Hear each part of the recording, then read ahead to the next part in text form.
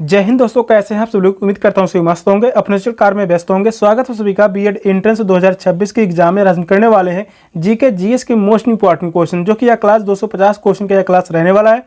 Practice पर आज 21 है। चैनल पर जो भी नए हैं चैनल को सब्सक्राइब कर लीजिए। संपूर्ण जीके जीएस कवर करने वाले हैं। आज का पहला क्वेश्चन है, झंडे का हरा रंग द्योतक है, शांति का, क्रांति का, अहिंसा का, समृद्धि का। कौन सा ऑप्शन राइट है? क्वेश्चन इंपॉर्टेंट है।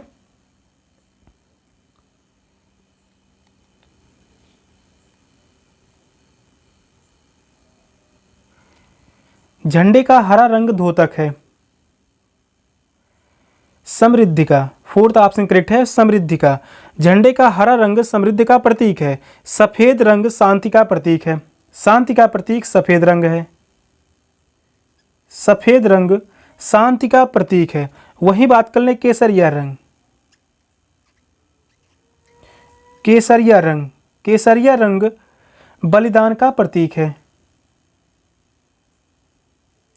फोर्थ ऑप्शन राइट है, समृद्धि का। नेक्स्ट क्वेश्चन है, सत्यमेव जयते लिया गया है छंदोग उपनिषद से, मुंडकोप उपनिषद से, कठोप उपनिषद से, बृहदरण्यकोप उपनिषद से। कौन सा ऑप्शन राइट है? मोस्ट इंपॉर्टेंट क्वेश्चन है। यह क्वेश्चन 2020 के एग्जाम में पूछा गया था।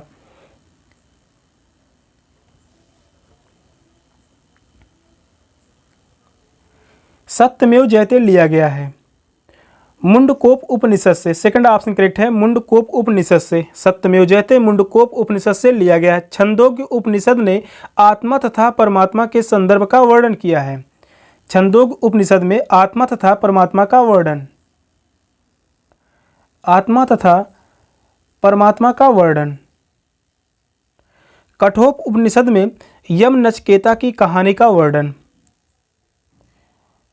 यम नचकेता की कहानी का वर्णन। बृहदकोप उपनिषद में ब्रह्म के बारे में वर्णन मिलता है। इसमें ब्रह्म के बारे में वर्णन मिलता है। सेकंड ऑप्शन करेक्ट है, मुंडकोप उपनिषद। नेक्स्ट क्वेश्चन है, उत्तर प्रदेश की सीमा स्पर्श करती है डैश डैश राज्यों से। मध्य प्रदेश, उत्तरांचल, बिहार, बिहार, कर्नाटक, छत्तीसगढ़, हरियाणा, दिल्ली, उड़ीसा।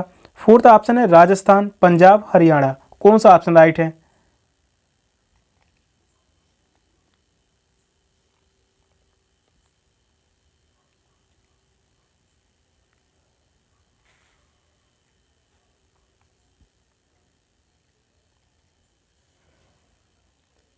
स्टैटिक जीके से क्वेश्चन है, लगभग 25 क्वेश्चन एग्जाम में पूछे जाएंगे।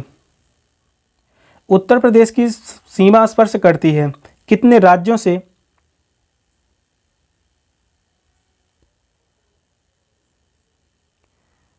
मध्य प्रदेश, उत्तरांचल, बिहार।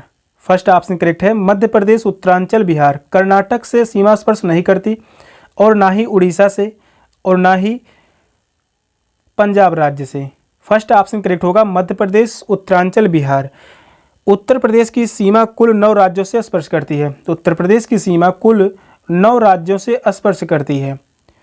उत्तर प्रदेश की सीमा को स्पर्श करने वाले राज्य निम्न हैं, जो कि पहला राज्य हिमाचल प्रदेश, हरियाणा, राजस्थान, मध्य प्रदेश, छत्तीसगढ़, झारखंड, बिहार, उत्तराखंड एवं केंद्र शासित प्रदेश दिल्ली से स्पर्श करती है। इस क्वेश्चन को मैप के माध्यम से समझेंगे। यहाँ पर उत्तर प्रदेश का मैप दिया गया है, जिसमें उत्तराखंड की सीमा स्पर्श करती है उत्तर प्रदेश से। यहाँ पर हिमाचल प्रदेश की सीमा स्पर्श करती है उत्तर प्रदेश से। हरियाणा की सीमा स्पर्श करती है उत्तर प्रदेश से। दिल्ली की सीमा उत्तर प्रदेश से स्पर्श करती है। राजस्थान, मध्य प्रदेश, यहाँ पर छत्तीसगढ़, इसके अलावा झारखंड और बिहार। कुल 9 राज्यों से सीमा स्पर्श करती है उत्तर प्रदेश। एक अंतर्राष्ट्रीय देश है जो कि नेपाल से सीमा भी स्पर्श करती है उत्तर प्रदेश। नेक्स्ट क्वेश्चन है, चक्रवर्ती राजगोपालाचारी से पूर्व भारत के गवर्नर जनरल कौन थे? Lord Mountbatten, Lord Irwin, Warren Hastings, Lord memo. कौन सा ऑप्शन करेक्ट है?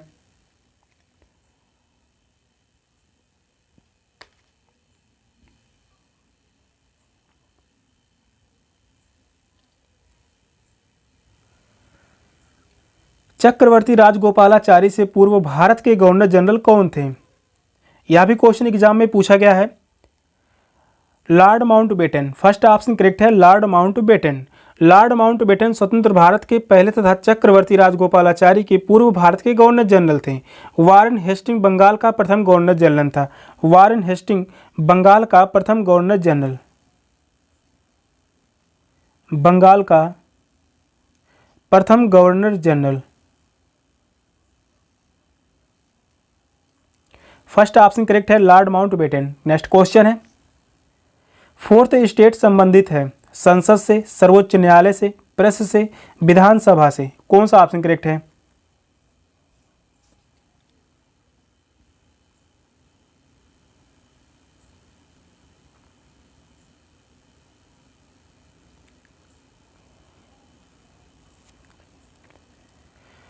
फोर्थ स्टेट संबंधित है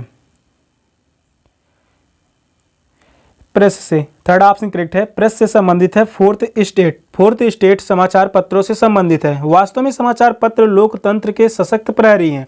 जिस देश में प्रेस की स्वतंत्रता नहीं होती उस देश में लोकतंत्र अस्थायी नहीं हो सकता। प्रेस लोकतंत्र का चौथा आधार स्तंभ माना जाता है। प्रेस को चौथा आधार स्तंभ माना जाता है, चौथा आधार स्तंभ माना जाता है। थर्ड ऑप्शन राइट है। नेक्स्ट क्वेश्चन है, हिमालय स्पर्श करता है डैश डैश राष्ट्रों से। भारत, चीन, नेपाल। भारत, चीन, इराक। भारत, नेपाल, इंडोनेशिया। चीन, नेपाल, श्रीलंका। कौन सा ऑप्शन राइट है?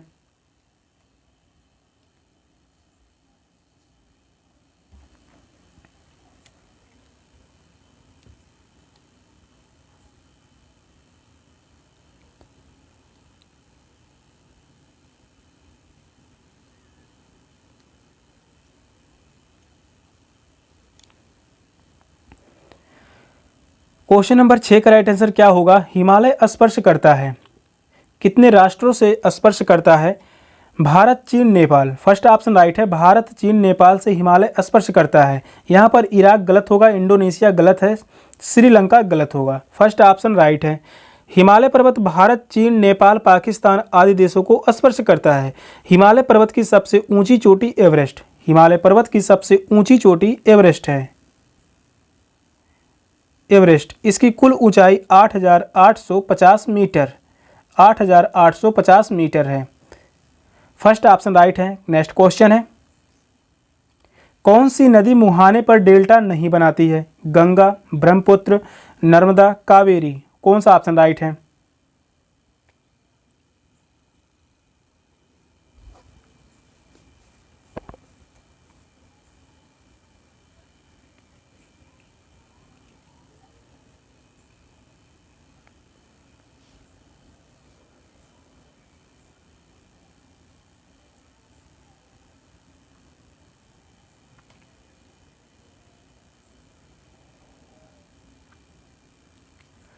कौन सी नदी मुहाने पर डेल्टा नहीं बनाती है? यहाँ पर नहीं शब्द पूछा हुआ है, निगेटिव। नर्मदा नदी डेल्टा का निर्माण नहीं करती। थर्ड ऑप्शन करेक्ट है। नर्मदा नदी मुहाने पर डेल्टा नहीं बनाती। नर्मदा नदी मध्य प्रदेश में जबलपुर के पास भेड़ाघाट से निकलती है। नर्मदा नदी या मध्य प्रदेश के भेड़ाघाट शहर से निकलती है, भेड़ाघाट से या निकलती है। इसका प्रवाह दक्कन की कठोर चट्टानों से होकर अरब सागर में गिरती है। इसके मुहाने पर डेल्टा का निर्माण नहीं होता बल्कि एस्चुरी का निर्माण होता है, एस्चुरी का निर्माण होता है।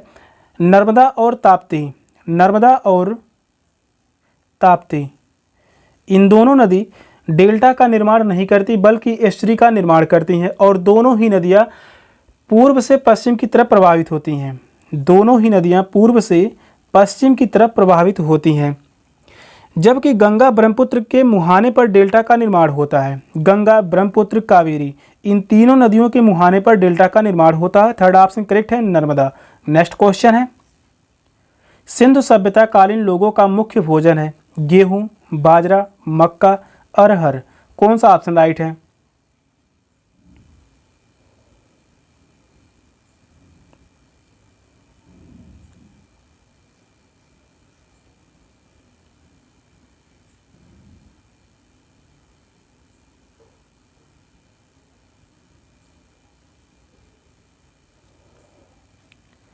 सिंधु सभ्यता कालीन लोगों का मुख्य भोजन है गेहूं। फर्स्ट ऑप्शन करेक्ट है, गेहूं। सिंधु सभ्यता के लोगों का मुख्य भोजन गेहूं तथा चावल है। गेहूं तथा चावल। सिंधु सभ्यता के लोगों की ज्ञात फसलें जो थीं गेहूं, चावल, इसके अलावा सरसों, तेल, मटर, तरबूज, खरबूजा। इतने फसलों की जानकारी थी सिंधु सभ्यता कालीन लोगों को। फर्स्ट ऑप्शन करेक्ट है। नेक्स्ट क्वेश्चन है, फाहियान किसके समय आया था? चंद्रगुप्त मौर्य, समुद्रगुप्त, हर्षवर्धन, चंद्रगुप्त द्वितीय। कौन सा ऑप्शन राइट है? मोस्ट इंपॉर्टेंट क्वेश्चन है, काफी बार यह क्वेश्चन एग्जाम में पूछा गया है।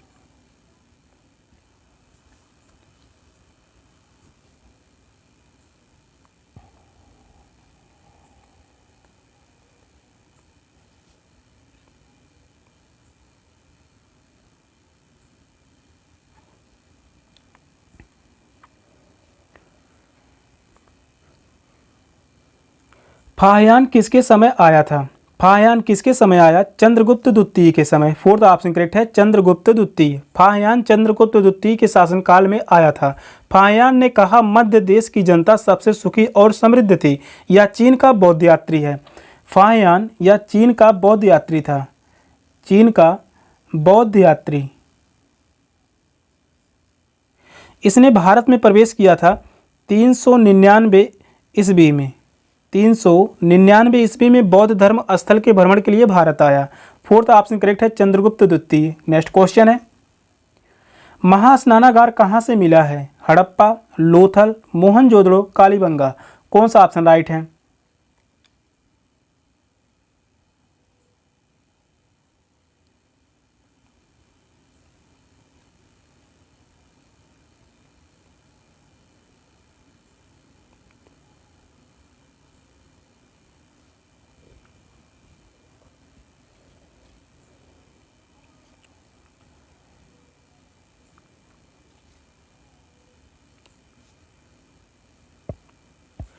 महास्नानागार कहाँ से मिला है? महास्नानागार मोहनजोदड़ो से प्राप्त हुआ है। थर्ड ऑप्शन करेक्ट है, मोहनजोदड़ो। महास्नानागार मोहनजोदड़ो से प्राप्त हुआ था। महास्नानागार में उत्तर दक्षिण सीढ़ियाँ पाई जाती हैं। यह पक्की ईंटों का बना था। महास्नानागार यह पक्की ईंटों का बना था। पक्की ईंटों से बना हुआ था तथा बिटुमन्स का इंच भर मोटा प्लास्टर लगा था। थर्ड ऑप्शन राइट है, मोहनजोदड़ो। नेक्स्ट क्वेश्चन है, बुद्ध ने प्रथम प्रवचन दिया था सारनाथ में, वैशाली में, कौशाम्बी में, श्रावस्ती में। कौन सा ऑप्शन राइट है?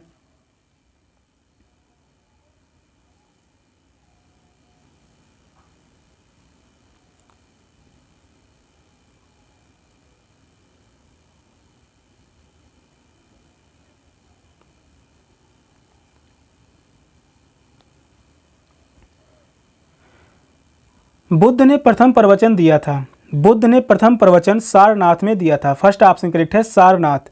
बुद्ध ने प्रथम प्रवचन सारनाथ में दिया था। इसे धर्म चक्र प्रवर्तन कहा गया। प्रथम प्रवचन को धर्म चक्र प्रवर्तन कहा गया।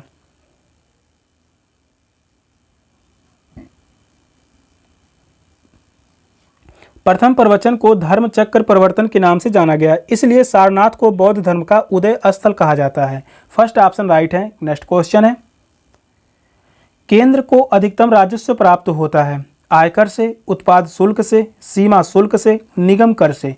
कौन सा ऑप्शन का राइट है?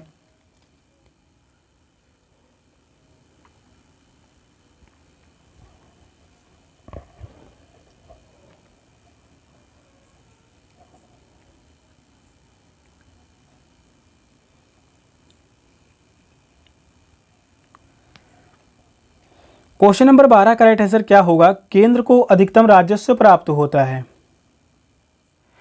निगम कर से। फोर्थ ऑप्शन राइट है, निगम कर। केंद्र को अधिकतम राजस्व निगम कर से प्राप्त होता है। उसके बाद उत्पाद कर, आयकर तथा सीमा शुल्क से प्राप्त होता है। फोर्थ ऑप्शन राइट है। नेक्स्ट क्वेश्चन है, मेगास्थनीज किसका दूत था? एंटियोकस द्वितीय का, फिलाडेल्फस का, मगा, सेलुकस। कौन सा ऑप्शन राइट है?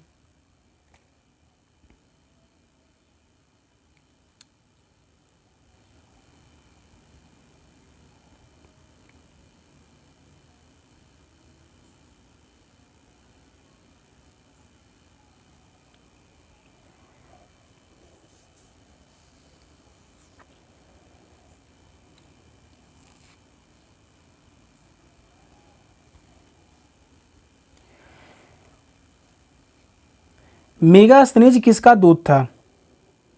सेलुकस। फोर्थ ऑप्शन करेक्ट है, सेलुकस का दूत था मेगास्थनीज। मेगास्थनीज सेलुकस का राजदूत था।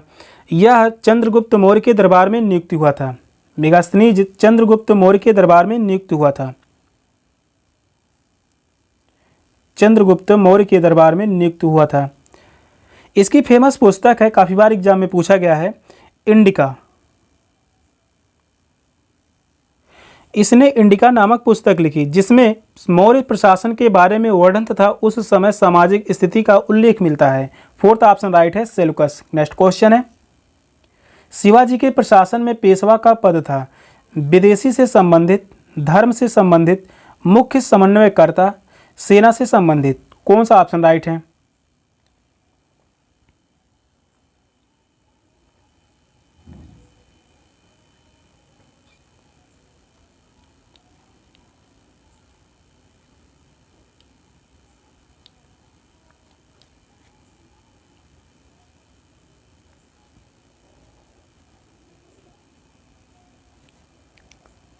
शिवाजी के प्रशासन में पेशवा का पद था मुख्य समन्वयकर्ता। थर्ड ऑप्शन राइट है, मुख्य समन्वयकर्ता।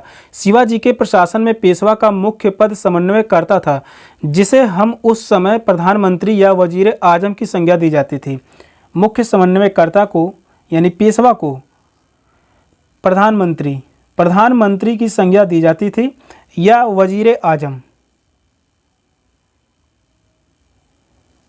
वजीर आजम की संज्ञा दी जाती थी। किसी भी राजपत्र में राजा के हस्ताक्षर के बाद पेशवा का हस्ताक्षर होता था। थर्ड ऑप्शन राइट है, मुख्य समन्वयकर्ता। नेक्स्ट क्वेश्चन है, जीटी रोड स्पर्श नहीं करता इलाहाबाद को, उज्जैन, कानपुर को, दिल्ली। कौन सा ऑप्शन राइट है?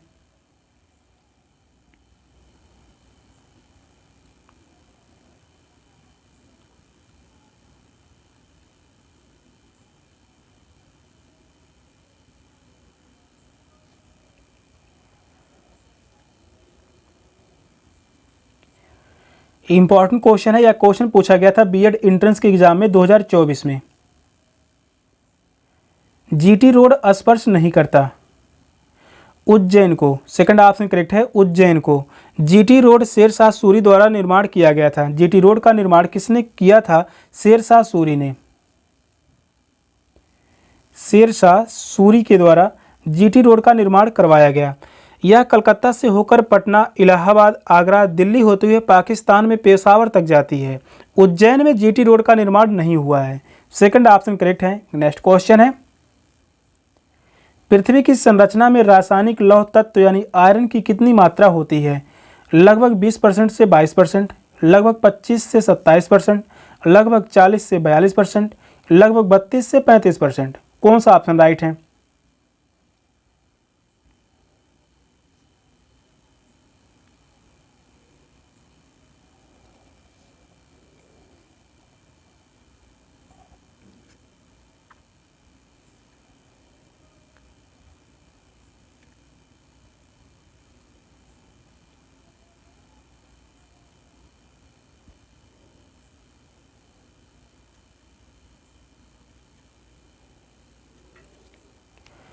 पृथ्वी की संरचना में रासायनिक लौह तत्व आयरन की कितनी मात्रा होती है?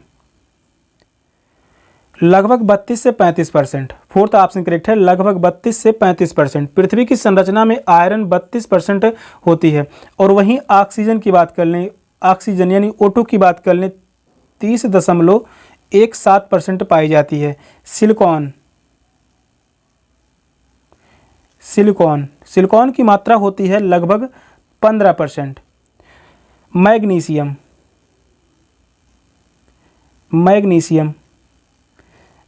की मात्रा होती है लगभग 13%।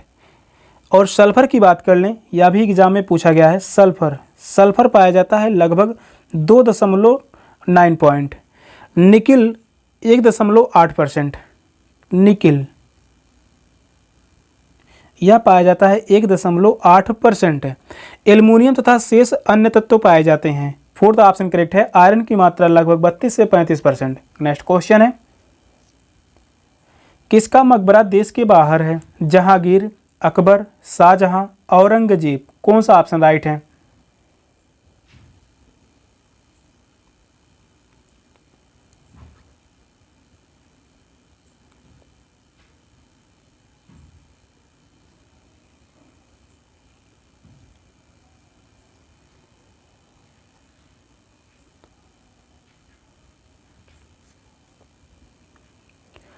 स्टैटिक जीके से मोस्ट इंपॉर्टेंट क्वेश्चन करवाए जा रहे हैं। हर एक क्वेश्चन बीएड एंट्रेंस के एग्जाम में पूछे जाने की संभावना है और लगभग 25 से 30 क्वेश्चन तक एग्जाम में पूछे जाते हैं।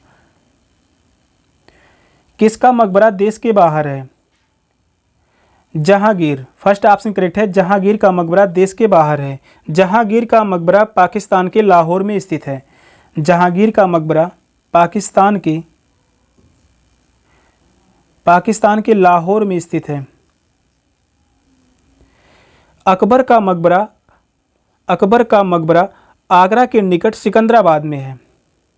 अकबर का मकबरा सिकंदराबाद में स्थित है। सिकंदराबाद।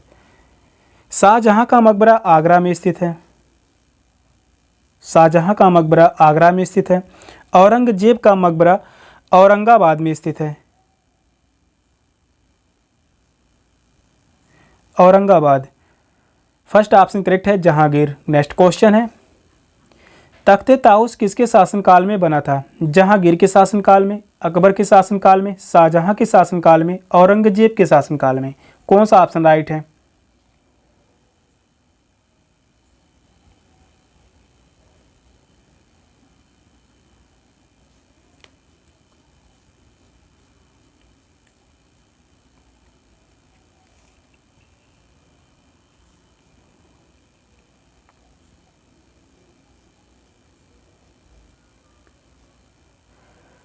तख्ते ताउस किसके शासनकाल में बना था?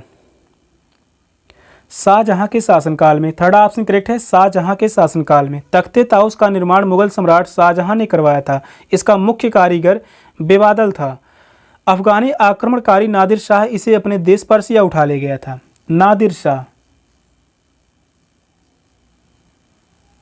अफगानी आक्रमणकारी नादिर शाह इसे अपने देश पर्सिया उठा ले गया। थर्ड ऑप्शन करेक्ट है, शाहजहां। नेक्स्ट क्वेश्चन है, भारत के वित्त मंत्री कौन है? लालू प्रसाद यादव, अर्जुन सिंह, पी चिदम्बरम, अंबुमणि रामदास। कौन सा ऑप्शन करेक्ट है?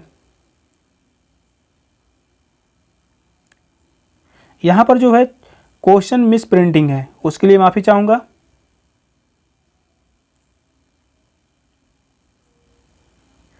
भारत के वित्त मंत्री हैं निर्मला सीतारमण।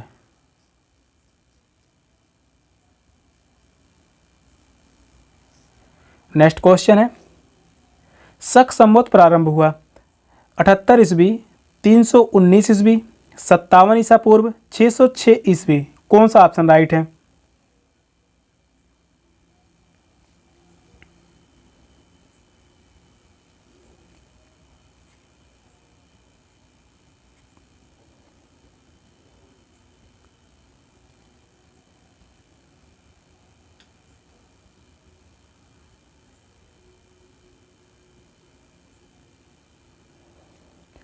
शक संवत प्रारंभ हुआ 78 ईस्वी। फर्स्ट ऑप्शन करेक्ट है, 78 ईस्वी। शक संवत 78 ईस्वी में कुषाण शासक कनिष्क द्वारा प्रारंभ किया गया। शक संवत का प्रारंभ किसने किया था? कुषाण शासक कनिष्क के द्वारा। कुषाण शासक कनिष्क के द्वारा शक संवत का प्रारंभ किया गया, जबकि 319 ईस्वी में गुप्त शासक चंद्रगुप्त प्रथम द्वारा गुप्त संवत का प्रारंभ हुआ। 319 ईस्वी में चंद्रगुप्त प्रथम द्वारा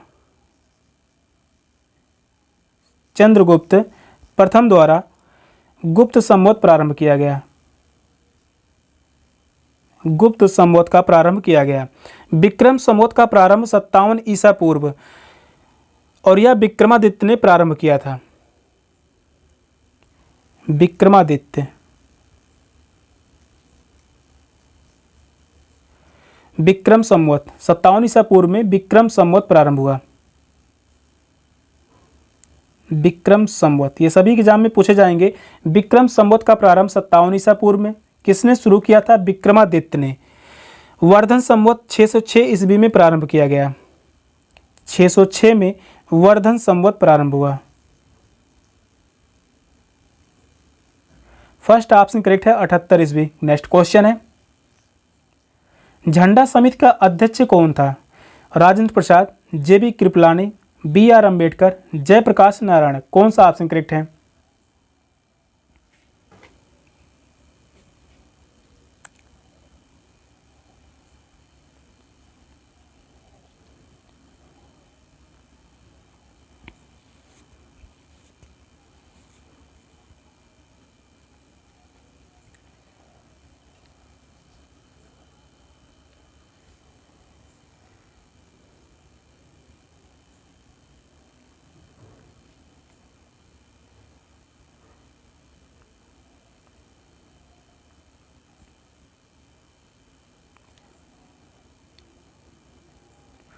झंडा समिति का अध्यक्ष कौन था?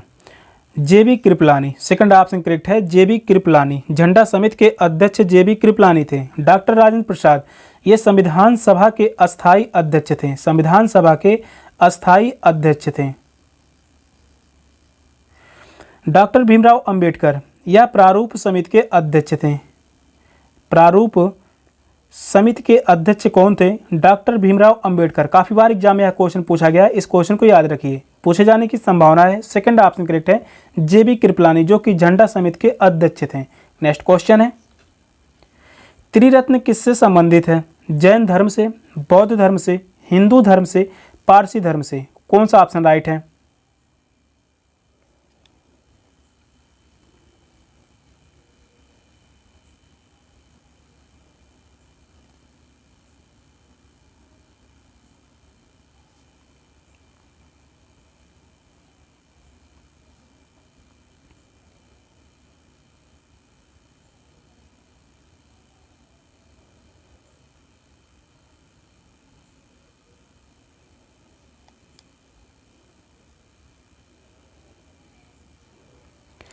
त्रिरत्न संबंधित हैं।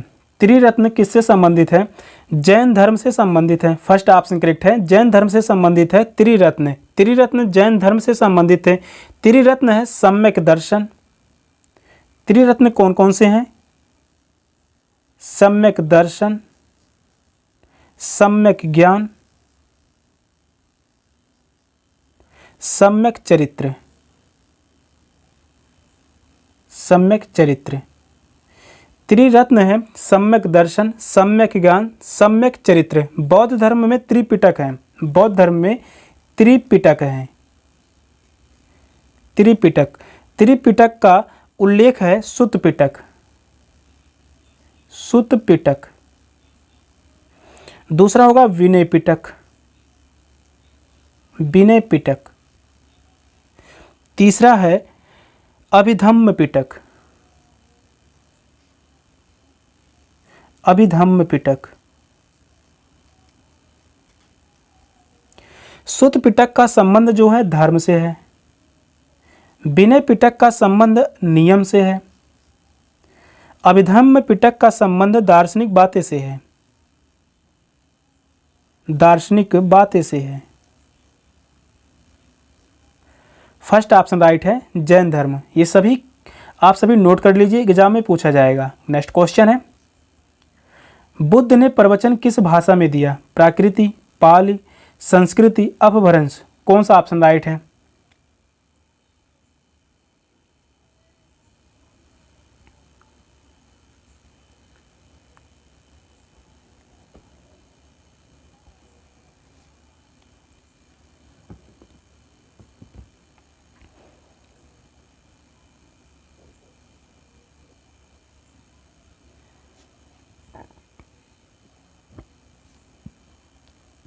बुद्ध ने प्रवचन किस भाषा में दिया?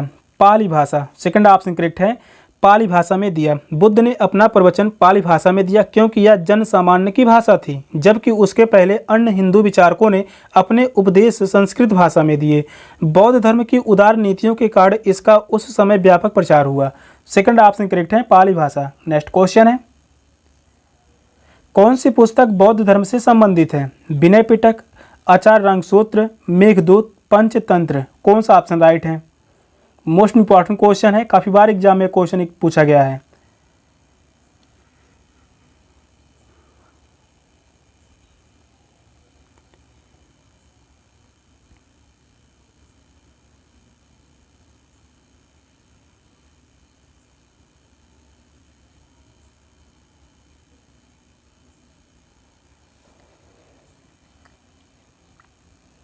कौन सी पुस्तक बौद्ध धर्म से संबंधित है? विनय पिटक। विनय पिटक पुस्तक या बौद्ध धर्म से संबंधित है। विनय पिटक में धर्म से संबंधित बातें हैं। धर्म से संबंधित यह पुस्तक है। विनय पिटक का संबंध बौद्ध धर्म से है। इसमें बौद्ध धर्म के अनुयायियों के बारे में नियम, आचार विचार, अनुशासन के बारे में वर्णन मिलता है। आचार्य रंगसूत्र, इसका संबंध जैन धर्म से है। यह जो है जैन धर्म से संबंधित पुस्तक है। मेघदूत, मेघदूत के रचनाकार कालिदास हैं। मेघदूत के रचनाकार कालिदास। पंचतंत्र के लेखक विष्णु शर्मा। विष्णु शर्मा की पुस्तक है पंचतंत्र। फर्स्ट ऑप्शन राइट है विनय पिटक। नेक्स्ट क्वेश्चन है, पिग्मी संबंधित हैं Congo basin, Amazon basin, Indonesia. Fourth option है दक्षिण अफ्रीका। कौन सा ऑप्शन करेक्ट है?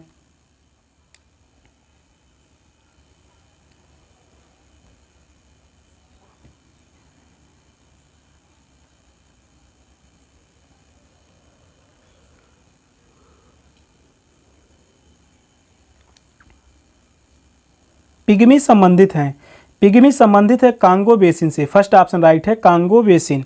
Congo basin, pygmy Congo basin की यह एक जनजाति है। पिग्मी जो है कांगो बेसिन की यह एक जनजाति है। कांगो अफ्रीका महाद्वीप में स्थित एक देश है। फर्स्ट ऑप्शन राइट है। नेक्स्ट क्वेश्चन है, गुप्तकालीन वैद्य हैं आर्यभट्ट, वराहमिहिर, कालिदास, धन्वंतरी। कौन सा ऑप्शन राइट है?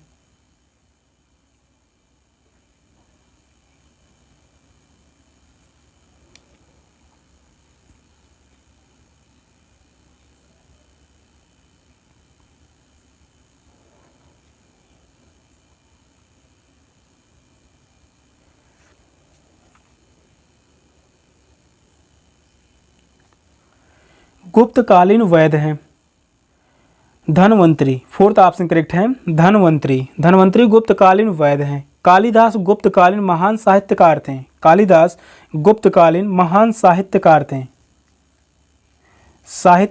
थे।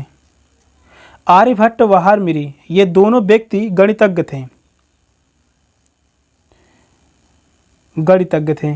फोर्थ ऑप्शन राइट है धन्वंतरी। नेक्स्ट क्वेश्चन है, हल्दी घाटी युद्ध में मुगल सेना का नेतृत्व किया मान सिंह, आसफ खां, बीरबल, अबुल फजल। कौन सा ऑप्शन राइट है?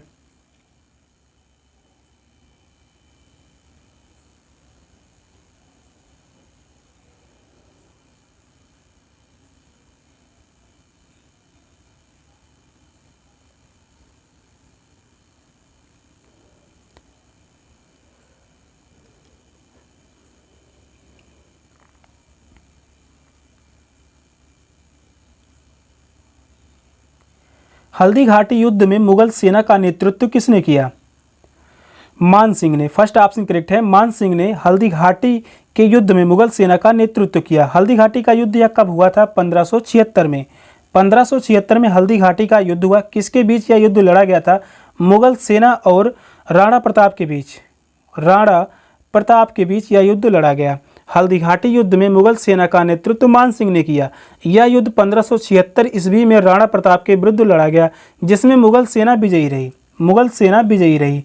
फर्स्ट ऑप्शन राइट है मान सिंह। नेक्स्ट क्वेश्चन है, टॉमस रो किसके दरबार में आया था? अकबर के, जहांगीर के, शाहजहां के, औरंगजेब के। कौन सा ऑप्शन राइट है?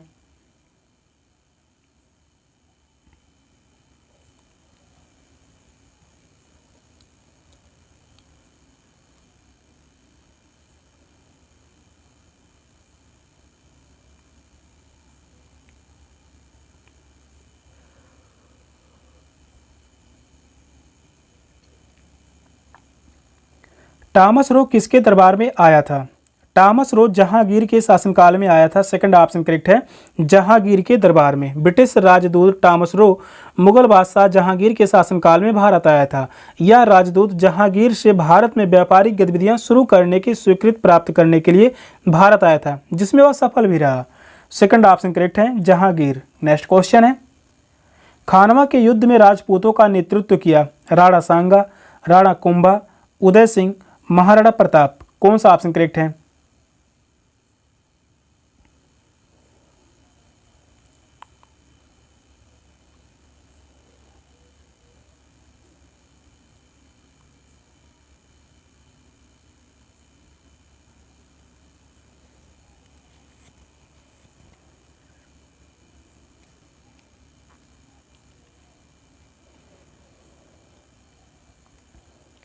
खानवा के युद्ध में राजपूतों का नेतृत्व किया था राणा सांगा ने। फर्स्ट ऑप्शन करेक्ट है राणा सांगा। खानवा का युद्ध कब हुआ था?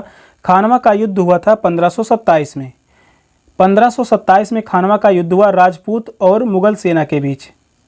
राजपूत और मुगल के बीच मुगल सेना का नेतृत्व किया था बाबर ने। मुगल सेना का नेतृत्व किया बाबर ने। खानवा का युद्ध में राजपूतों और मुगलों के बीच 1527 में हुआ था। इस युद्ध में राजपूतों का नेतृत्व राणा सांगा ने और मुगलों का नेतृत्व बाबर ने किया था। राजपूत इस युद्ध में बुरी तरह पराजित हुए थे। राजपूतों का इसमें हार हुआ, मुगल सेना विजयी रही। फर्स्ट ऑप्शन करेक्ट है राणा सांगा। नेक्स्ट क्वेश्चन है, गुनाहों का देवता रचना है मोहन राकेश, धर्मवीर भारती, केदारनाथ, अमृतलाल नागर। कौन सा ऑप्शन राइट है?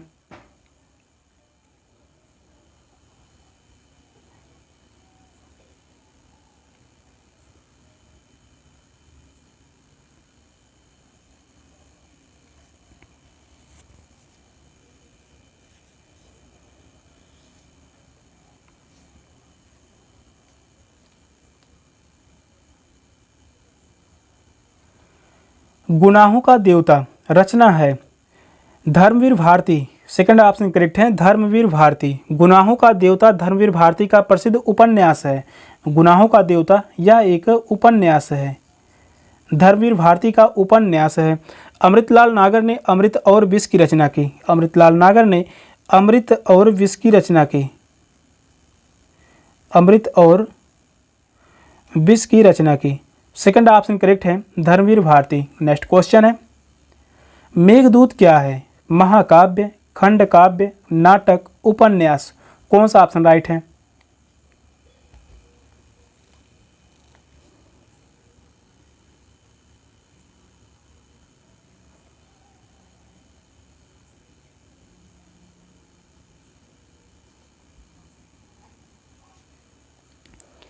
मेघदूत क्या है? मेघदूत यह एक खंड काव्य है। सेकंड ऑप्शन करेक्ट है, खंड काव्य। मेघदूत महाकवि कालिदास का प्रसिद्ध खंड काव्य है। मेघदूत की रचना किसने की? महाकवि कालिदास ने। ऋतुसंहार भी इनका प्रसिद्ध खंड काव्य है। खंड काव्य ऋतुसंहार। ऋतुसंहार भी इनका प्रसिद्ध खंड काव्य है। जबकि अभिज्ञान शाकुंतलम, रघुवंशम, कुमार संभवम जैसी कृतियों की रचना का श्रेय भी महाकवि कालिदास को प्राप्त है। सेकंड ऑप्शन करेक्ट है, खंड काव्य। नेक्स्ट क्वेश्चन है, कौन भक्ति आंदोलन से संबंधित है? कबीरदास, विवेकानंद, राम मोहन राय, स्वामी दयानंद सरस्वती। कौन सा ऑप्शन करेक्ट है?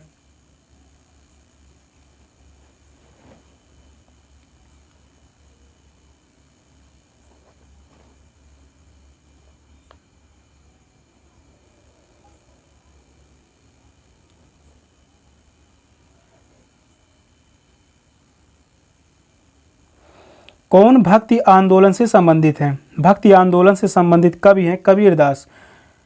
फर्स्ट ऑप्शन करेक्ट है, कबीरदास। कबीरदास जी भक्ति आंदोलन से संबंधित प्रसिद्ध कवि हैं। यह निर्गुण भक्ति धारा से संबंधित थे। कबीरदास निर्गुण भक्ति धारा से संबंधित थे। निर्गुण भक्ति धारा से संबंधित कवि थे। इनकी रचना साखी, शबद,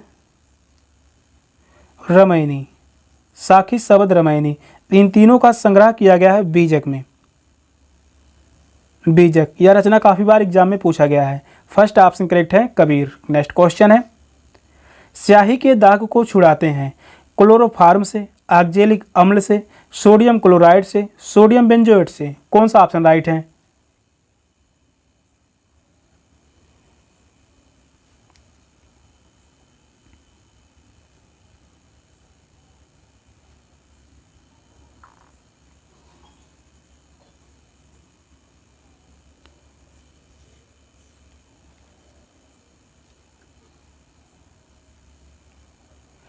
स्याही के दाग को छुड़ाते हैं ऑक्जेलिक अम्ल से। सेकंड ऑप्शन करेक्ट है, ऑक्जेलिक अम्ल। ऑक्जेलिक अम्ल से स्याही के दाग को छुड़ाने में सहायता मिलती है। सोडियम बेंजोएट की बात कर लें, या खाद्य पदार्थों के संरक्षण में सहायता करता है। सोडियम बेंजोएट या खाद्य पदार्थों के संरक्षण में सहायता करता है। खाद्य पदार्थों के संरक्षण में सहायता करता है।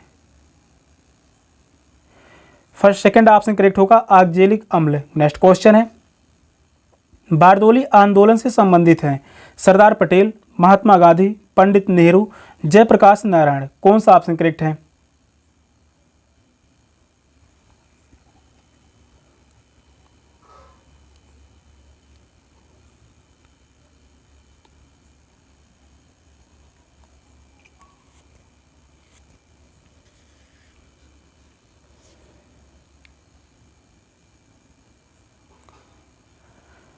बारदोली आंदोलन से संबंधित व्यक्ति हैं सरदार पटेल, सरदार वल्लभ भाई पटेल। फर्स्ट ऑप्शन करेक्ट है सरदार पटेल। सरदार वल्लभ भाई पटेल बारदोली आंदोलन से संबंधित हैं। इसी आंदोलन की सफलता पर बारदोली की महिलाओं ने सरदार की उपाधि दी थी। बारदोली की महिलाओं ने इन्हें सरदार की उपाधि दी थी। फर्स्ट ऑप्शन करेक्ट है सरदार वल्लभ भाई पटेल। नेक्स्ट क्वेश्चन है, डलहौजी ने अवध का अधिग्रहण किया डैश डैश नीति से। गोद लेने की प्रथा, कुशासन का आरोप, विद्रोह होने पर, इनमें से कोई नहीं। कौन सा ऑप्शन राइट है?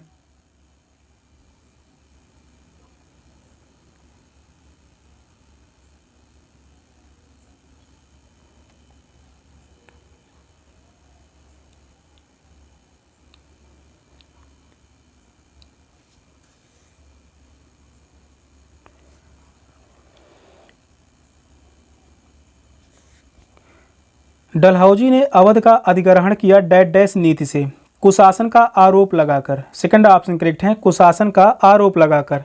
1856 में British governor general Lord Dalhousie ने कुशासन के आरोप में अवध का अधिग्रहण किया, जबकि उसने गोद लेने की प्रथा के आधार पर सतारा, इसके अलावा जयपुर, सतारा, जयपुर, संभलपुर, बघाट, उदयपुर, झांसी, नागपुर, इनका विलय किया था। गोद लेने की प्रथा के आधार पर सतारा, जयपुर, संभलपुर, बघाट, उदयपुर, झांसी और नागपुर का विलय किया था। सेकंड ऑप्शन करेक्ट है, कुशासन का आरोप लगाकर। नेक्स्ट क्वेश्चन है, ह्वेनसांग किसके समय में आया था? समुद्रगुप्त के शासनकाल में, चंद्रगुप्त द्वितीय के शासनकाल में, हर्षवर्धन के शासनकाल में, कुमारगुप्त के शासनकाल में। कौन सा ऑप्शन करेक्ट है?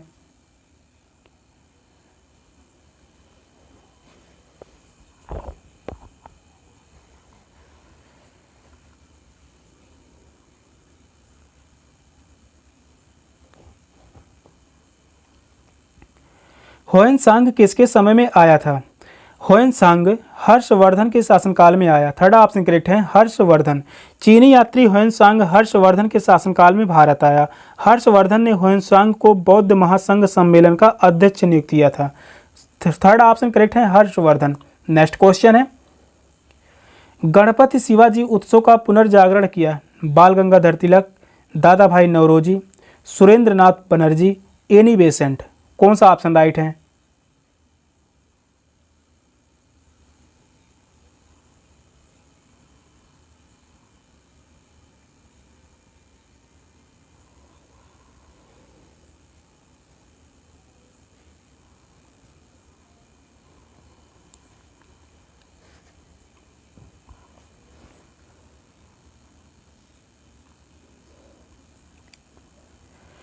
गणपति शिवाजी उत्सव का पुनर्जागरण किया बाल Gangadhar Tilak. First option right है, बाल गंगाधर तिलक। बाल गंगाधर तिलक ने गणपति शिवाजी उत्सव का प्रारंभ किया। तिलक और एनी बेसेंट ने होम रूल आंदोलन चलाया। तिलक और एनी बेसेंट ने दोनों ने मिलकर होम रूल आंदोलन चलाया। होम रूल आंदोलन। मराठा और केसरी तिलक के प्रसिद्ध समाचार पत्र हैं। बाल गंगाधर तिलक के प्रसिद्ध समाचार पत्र मराठा और केसरी। फर्स्ट ऑप्शन राइट है, बाल गंगाधर तिलक। नेक्स्ट क्वेश्चन है, नए राज्य के निर्माण का निर्णय करता है संसद, विधानमंडल, राज्यपाल, मुख्यमंत्री। कौन सा ऑप्शन राइट है? इंपॉर्टेंट क्वेश्चन है, या संविधान से क्वेश्चन है। लगभग 8 से 10 क्वेश्चन तक एग्जाम में पूछे जाएंगे पॉलिटिक्स से।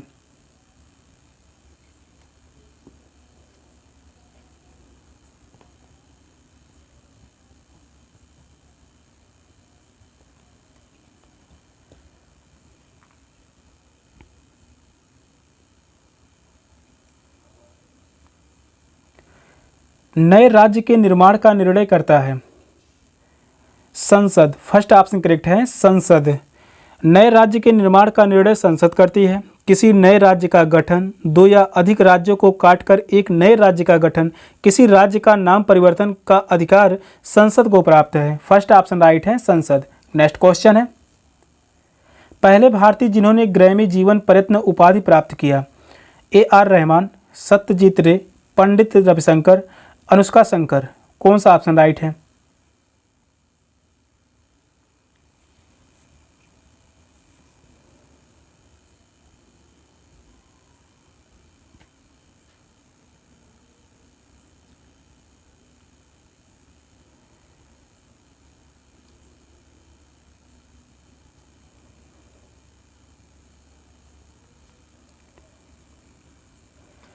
पहले भारतीय जिन्होंने ग्रैमी जीवन प्रयत्न उपाधि प्राप्त की? Pandit Ravishankar. Third option correct है, पंडित रविशंकर। भारत के महान सितार वादक, शास्त्रीय संगीतक पंडित रविशंकर पहले भारतीय हैं जिन्हें ग्रैमी जीवन प्रयत्न यानी Grammy life time achievement award से सम्मानित किया गया। पंडित रविशंकर यह जो है सितार वादन से संबंधित हैं, सितार वादक हैं। यह एग्जाम में पूछा गया, सितार वादन से संबंधित है Pandit Ravishankar. Third option correct है। नेक्स्ट क्वेश्चन है, 1857 के विद्रोह का तात्कालिक कारण क्या था? चर्बी वाले कारतूस, सैनिक असंतोष, ब्रिटिश सरकार की असफलता, प्रशासनिक सुधार। कौन सा ऑप्शन करेक्ट है?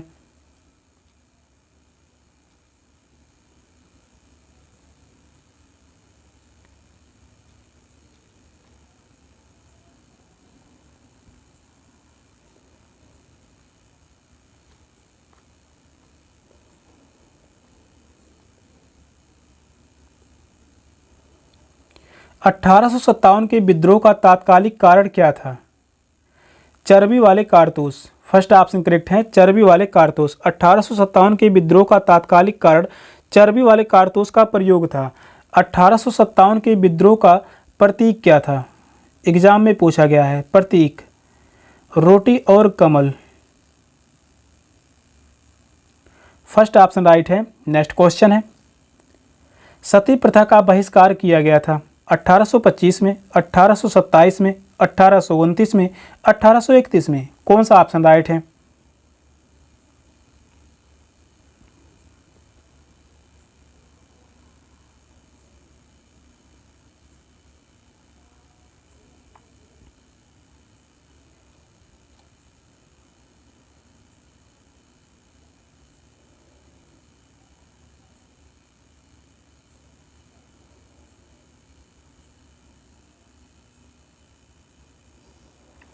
सती प्रथा का बहिष्कार किया गया था 1829 में। थर्ड ऑप्शन करेक्ट है, 1829 में।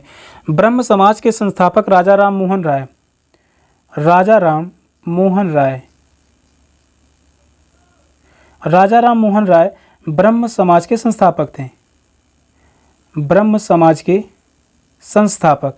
इन्होंने सती प्रथा का अंत किया 1829 में।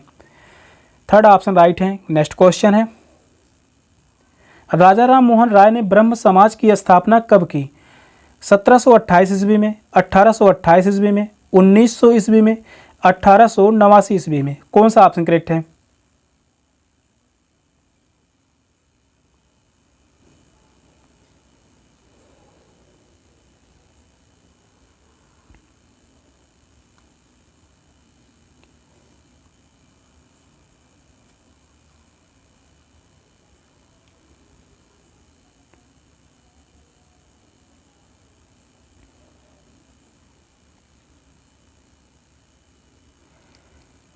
राजा राम मोहन राय ने ब्रह्म समाज की स्थापना कब की? 1828 ईस्वी में। सेकंड ऑप्शन करेक्ट है, 1828 ईस्वी में। राजा राम मोहन राय ने 1828 में ब्रह्म समाज की नींव डाली। राजा राम मोहन राय को भारतीय पुनर्जागरण का पिता कहा जाता है। राजा राम मोहन राय को भारतीय पुनर्जागरण का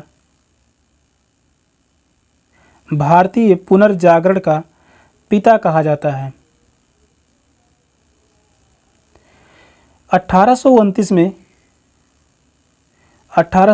में सती प्रथा का अंत हुआ। सती प्रथा का अंत हुआ किसके प्रयास से? राजा राम मोहन राय के प्रयास से। सेकंड ऑप्शन करेक्ट है। नेक्स्ट क्वेश्चन है, आराम हराम है यह प्रसिद्ध कथन किससे संबंधित है? जवाहरलाल नेहरू, महात्मा गांधी, लाला लाजपत राय, बाल गंगाधर तिलक। कौन सा ऑप्शन राइट है?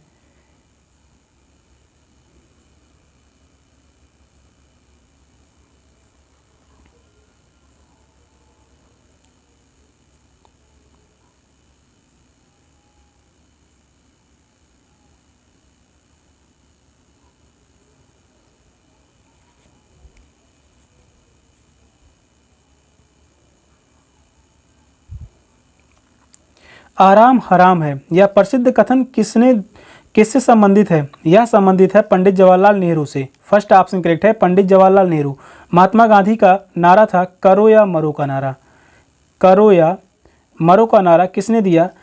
महात्मा गांधी ने। बाल गंगाधर तिलक का कथन था स्वराज मेरा जन्म सिद्ध अधिकार है और मैं इसे लेकर रहूंगा। फर्स्ट ऑप्शन करेक्ट है, जवाहरलाल नेहरू। नेक्स्ट क्वेश्चन है, long ago we have made a tryst with destiny ये शब्द किसने कहे थे?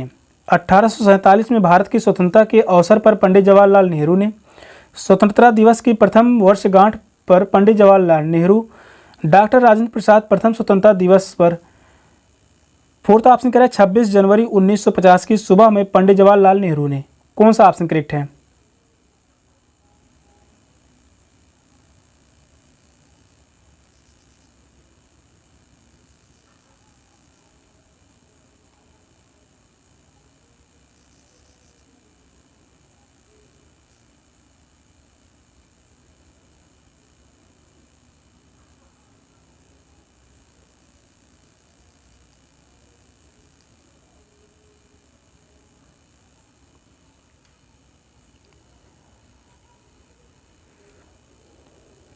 क्वेश्चन नंबर 44 कह रहा है,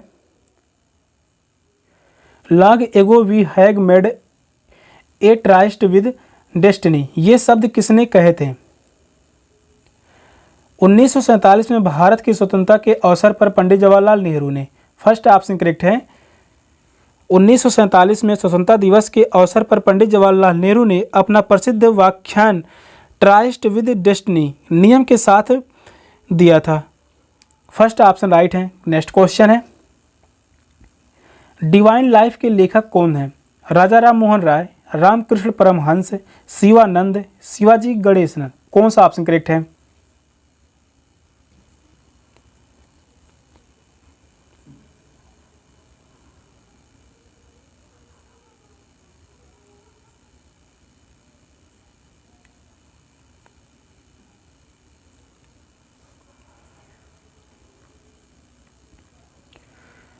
डिवाइन लाइफ के लेखक कौन है? डिवाइन लाइफ के लेखक शिवानंद। थर्ड ऑप्शन करेक्ट है, शिवानंद। डिवाइन लाइफ पुस्तक के लेखक स्वामी शिवानंद हैं। इस युग संत ने डिवाइन लाइफ सोसाइटी की स्थापना 1936 में की, जिसका मुख्यालय ऋषिकेश उत्तराखंड में है। थर्ड ऑप्शन करेक्ट है। नेक्स्ट क्वेश्चन है, 1929 में कांग्रेस अधिवेशन जिसमें सविनय अवज्ञा प्रस्तावों को स्वीकार किया गया कहाँ हुआ था? कलकत्ता में, बम्बई में, दिल्ली में, लाहौर में। कौन सा ऑप्शन करेक्ट है? मोस्ट इंपॉर्टेंट क्वेश्चन है, काफ़ी बार यह क्वेश्चन एग्जाम में पूछा गया। यह क्वेश्चन 2023 में पूछा गया था।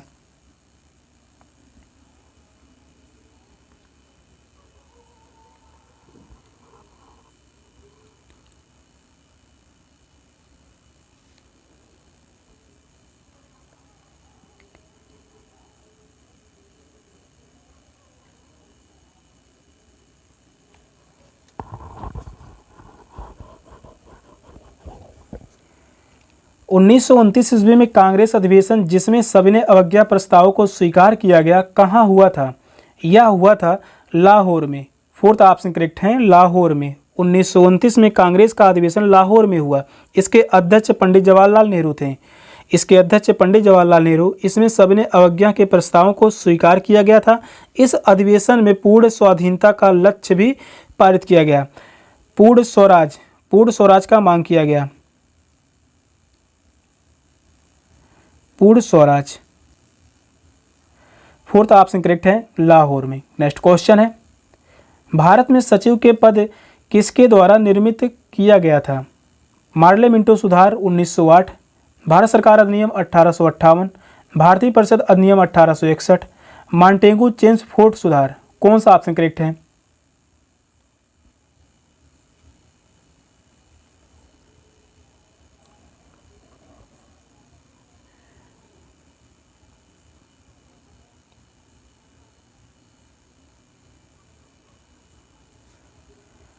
भारत में सचिव के पद किसके द्वारा निर्मित किया गया था?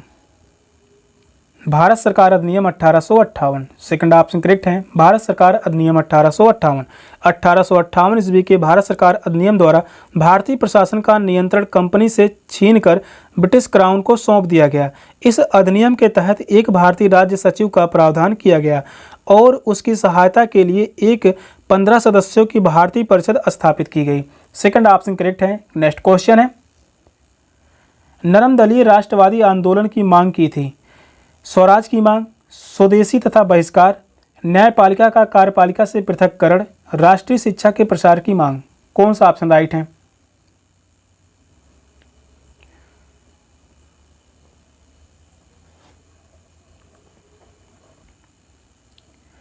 यह क्वेश्चन जो है आधुनिक भारत से क्वेश्चन है। लगभग 15 से 20 क्वेश्चन तक पूछे जाएंगे मॉडर्न इंडिया यानी आधुनिक भारत से। इंपॉर्टेंट क्वेश्चन है और जो भी क्वेश्चन करवाए जा रहे हैं हर एक क्वेश्चन बीएड एंट्रेंस के एग्जाम के लिए मोस्ट इंपॉर्टेंट क्वेश्चन रहने वाला है। टोटल जीके जीएस से 100 क्वेश्चन एग्जाम में पूछे जाएंगे। यहाँ से 90 से 95 क्वेश्चन एग्जाम में फंसेंगे, ये पूरी गारंटी है। नरम दलीय राष्ट्रवादी आंदोलन की मांग क्या थी? न्यायपालिका का कार्यपालिका से पृथक्करण। थर्ड ऑप्शन करेक्ट है। नरम दलीय राष्ट्रवादी आंदोलन की मांग थी भारतीयों के लिए अधिक प्रतिनिधित्व, वायसराय तथा गवर्नरों की कार्यकारिणी में भारतीयों के प्रतिनिधित्व और न्यायपालिका का कार्यपालिका से पृथक्करण। थर्ड ऑप्शन करेक्ट है। नेक्स्ट क्वेश्चन है, सरोजिनी नायडू को किस वर्ष कांग्रेस अधिवेशन का अध्यक्ष बनाया? 1918, 1925, 1929, 1931। कौन सा ऑप्शन करेक्ट है?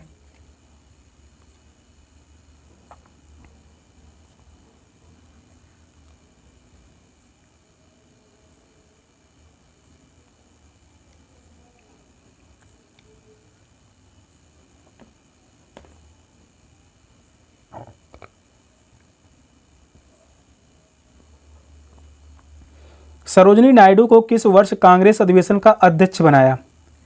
1925। सेकंड ऑप्शन करेक्ट है। 1925 को सरोजिनी नायडू को अधिवेशन का अध्यक्ष बनाया गया। यह अधिवेशन कहाँ हुआ था? कानपुर में। यह अधिवेशन हुआ कानपुर। सरोजिनी नायडू को वर्ष 1925 के कानपुर अधिवेशन में कांग्रेस का अध्यक्ष बनाया गया था। नेक्स्ट क्वेश्चन है, राज विलय यानी हड़प नीति निम्न में से किसके द्वारा लागू की गई थी? हेस्टिंग्स के द्वारा, कैनिंग के द्वारा, विलियम बेंटिंग के द्वारा, डलहौजी के द्वारा। कौन सा ऑप्शन राइट है?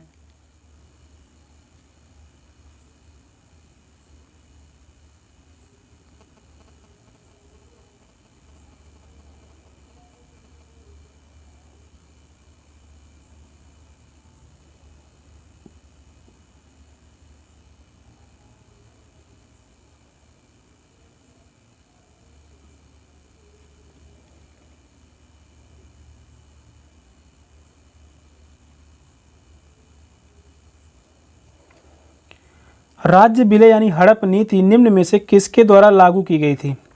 डलहौजी के द्वारा। फोर्थ ऑप्शन करेक्ट है, डलहौजी के द्वारा। राज्य हड़प नीति डलहौजी ने चलाया था। डलहौजी ने 29 मार्च 1849 में पंजाब को अंतिम रूप से ब्रिटिश भारत राज्य में विलय कर लिया। फोर्थ ऑप्शन करेक्ट है। सेशन का लास्ट क्वेश्चन था। क्वेश्चन कैसे लगे कमेंट में जरूर बताइएगा। चैनल पर नए हैं चैनल को सब्सक्राइब कर लीजिए। मिलते हैं फिर नेक्स्ट क्लास में, तब तक के लिए बाय बाय, टेक केयर, जय हिंद।